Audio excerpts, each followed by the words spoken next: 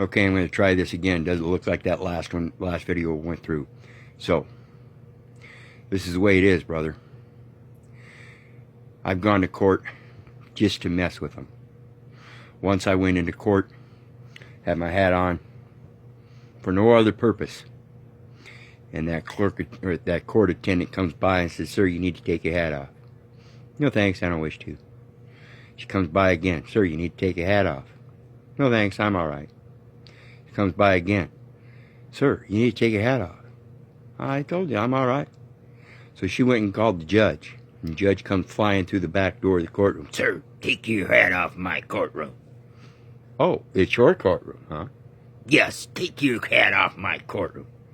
"What are you going to do about it?" Gets on the phone and calls the sheriff.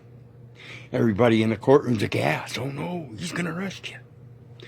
So I sit there, no biggie. Sheriff arrives, sheriff's deputy arrives. Says, "Remove that man from my courtroom." "Would you like me to remand him into custody?" "No, just get him out of here." See, they have no authority, period. And if you know that and you assert it and you stand your ground, it puts them in fear, no matter what they act like. There's another time, I've signed many citations with UCC 1-308 and then just never bothered to show up in court. One time I did, though, but I waited until the day after. And when I went in, I called up the case myself. And just like always, I sit there with my hat on, and they try telling me to take the hat off.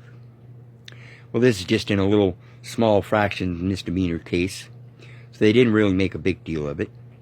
And when the judge comes walking in, they say, "All rise, Honorable so-and-so presiding." And I just sat there. And when the judge walked in, she sees me sitting there, and normally they wait until they go up to the bench and then say, "You may all be seated." She saw me sitting there and said, "You may all be seated." Then when she gets to the bench, she says, "Sir, would you take your hat off, please?" Now, mind you, that's a question. That's a request. And all I did is say, "No thanks, I don't wish to." Well, then she starts calling up cases, and when she gets to mine, I sit there like a fourth grader. I don't say anything. She says, "Would you come to the bench, please?" I said, "No thanks, I don't wish to. What do you want?" And then she starts reading about the case, and all she realizes the case was already done and taken care of the day before. So she tells me, "Oh, well, I see this case was already disposed." Now, most people, when they hear that word disposed, they think it was thrown away. No, it was just dispositioned. It was moved from here to there. She says, I said, "Well, what was the disposition of the case then?" She says, "Well, you were found guilty." I said, "Oh, really? How is it I could be found guilty when I wasn't even here?"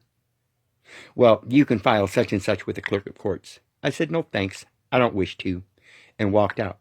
That case still sits on the record. This was about 7 years ago. No warrants. I've got 11 cases sitting down there under that name, UCC 1-308, and then just never went to court. Now, mind you, the DA has since put a protection order out on me and doesn't want me back in their courts. Stand your ground.